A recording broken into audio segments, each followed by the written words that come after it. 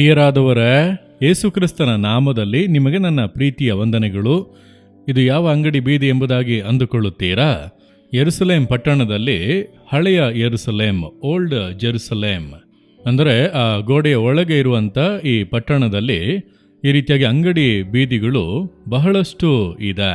ಈ ಬೀದಿಯಲ್ಲಿ ನೋಡಿರಿ, ಎರಡು ಕಡೆಗಳಲ್ಲೂ ಅಂಗಡಿಗಳು. ಹಳೆಯ ಯೆರೂಸಲೇಮಿನ ಅಂಗಡಿ ಬೀದಿ ಇದು. ಆದ್ದರಿಂದ ಇಲ್ಲಿಗೆ ಹೆಚ್ಚಿನ ಜನರು ಶಾಪಿಂಗ್ ಆಗಿ ಎಲ್ಲ ಬರುತ್ತಾರೆ. ಎಲ್ಲ ಜನರಿಗೂ ಬೇಕಾದಂಥ ಎಲ್ಲ ವಸ್ತುಗಳು ಕೂಡ ಇಲ್ಲಿ ಲಭ್ಯವಿದೆ. ಈ ಬೀದಿಯಲ್ಲಿ ನೀವು ನೋಡುವುದಾದರೆ ಎಲ್ಲ ಅಂಗಡಿಗಳು, ಮನೆಗಳನ್ನು ನೋಡಿದರೆ ಎಲ್ಲವನ್ನು ಕೂಡ ಕಲ್ಲುಗಳಲ್ಲಿ ಕಟ್ಟಿದ್ದಾರೆ. ಬೀದಿಗಳನ್ನು ಕೂಡ ನೋಡಿದರೆ ಎಲ್ಲವೂ ಕೂಡ ಕಲ್ಲಿನಲ್ಲೇ ಇದೆ. ಎಲ್ಲವನ್ನು ಕಲ್ಲಿನಲ್ಲೇ ನಿರ್ಮಾಣ ಮಾಡಿದ್ದಾರೆ. ನೋಡುವುದಕ್ಕೆ ವಿಭಿನ್ನವಾಗಿದೆ. ಸರಿ, ಈ ದಿನದಲ್ಲಿ ದೇವರು ನನಗೆ ಏನು ಹೇಳುತ್ತಾರೆ ಅಂದುಕೊಳ್ಳುತ್ತೀರಾ? ಎಫೆಸದವರಿಗೆ 5ನೇ ಅಧ್ಯಾಯ 8ನೇ ವಾಕ್ಯ, ಈಗ ನೀವು ಕ್ರಿಸ್ತನಲ್ಲಿದ್ದು ಬೆಳಕಾಗಿದ್ದೀರಿ, ಬೆಳಕಿನವರಂತೆ ನಡೆದುಕೊಳ್ಳಿರಿ ಎಂಬುದಾಗಿ ಹೇಳಲ್ಪಟ್ಟಿದೆ. ಒಂದು ಕಾಲದಲ್ಲಿ ನಾವು ಕತ್ತಲೆಯಲ್ಲಿ ಬಾಳುತ್ತಾ ಇದ್ದೆವು. ಪಾಪದ ಕತ್ತಲೆ, ಶಾಪದ ಕತ್ತಲೆ, ಸೈತಾನನೆಂಬ ಕತ್ತಲೆ ನಮ್ಮನ್ನು ದಾಸರನ್ನಾಗಿ ಮಾಡಿ ನಾವು ಹಾಗೆ ಬಾಳುತ್ತಾ ಇದ್ದೆವು. ಕತ್ತಲೆಯಲ್ಲಿ ತಡವರಿಸುತ್ತಾ ಇದ್ದೆವು. ಯೇಸು ಎಂಬಂತ ಬೆಳಕು ನಮ್ಮನ್ನು ಸಂಧಿಸಿ ಬೆಳಕಿನ ಮಕ್ಕಳಾಗಿ ನಮ್ಮನ್ನು ಆತನು ಮಾಡಿದ್ದಾನೆ. ಈಗ ಆತನ ಬೆಳಕು ನಮ್ಮೊಳಗೆ ಇದೆ. ಅದನ್ನು ಹೊಂದಿಕೊಂಡಿರುವಂತ ನಾವು ಬೆಳಕಿನವರಂತೆ ನಡೆದುಕೊಳ್ಳಬೇಕು ಎಂದು ಸತ್ಯವೇದ ಹೇಳುತ್ತದೆ.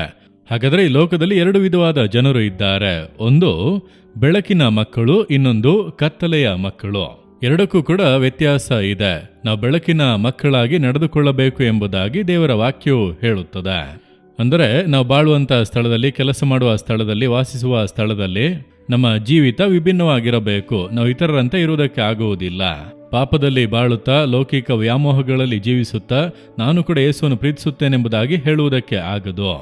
ಬೆಳಕಿನ ಮಕ್ಕಳು ಅಂದರೆ ಅವರು ಪರಿಶುದ್ಧರಾಗಿರಬೇಕು, ನೀತಿ ನ್ಯಾಯದಿಂದ ನಡೆಯಬೇಕು, ಸತ್ಯವೇದದ ಪ್ರಕಾರ ಜೀವಿಸಬೇಕು, ಬೆಳಕಿನಲ್ಲಿರುವಂಥ ಒಂದು ಜೀವಿತವನ್ನು ನಾವು ನಡೆಸಬೇಕು. ಅದಕ್ಕಾಗಿ ನಮ್ಮನ್ನು ಪೂರ್ಣವಾಗಿ ಸಮರ್ಪಿಸಿಕೊಟ್ಟು, ಈಗ ಯೋಚಿಸಿ ನೋಡಿರಿ, ನಾನು ಬೆಳಕಿನ ಮಗುವಾಗಿ ನಡೆದುಕೊಳ್ಳುತ್ತಾ ಇದ್ದೇನೆ ಎಂಬುದಾಗಿ ಯೋಚಿಸಿರಿ. ಎಲ್ಲರೂ ಲಂಚ ತೆಗೆದುಕೊಳ್ಳುತ್ತಾರೆ, ನಾನು ತೆಗೆದುಕೊಳ್ಳುವುದಿಲ್ಲ, ಯಾಕಂದರೆ ನಾನು ಬೆಳಕಿನ ಮಗು. ಎಲ್ಲರೂ ಈ ರೀತಿ ಮದ್ಯಪಾನ, ಮಾದಕ ವಸ್ತುಗಳಿಗೆ ದಾಸರಾಗಿದ್ದಾರೆ, ನಾನದನ್ನು ಮಾಡುವುದಿಲ್ಲ, ಯಾಕೆಂದರೆ ಯೇಸು ಎಂಬಂತ ಬೆಳಕು ನನ್ನೊಳಗೆ ಇದೆ. ಎಲ್ಲರೊಳಗೆ ಹೆಮ್ಮೆ, ಹೊಟ್ಟೆ ಕಿಚ್ಚು, ಜಗಳ, ಕುಟುಂಬದಲ್ಲಿ ವಿಭಜನೆಗಳು ಇದೆಲ್ಲ ಕಾಣುತ್ತಾ ಇದೆ. ನಾವು ಆ ರೀತಿ ಇರುವುದಿಲ್ಲ.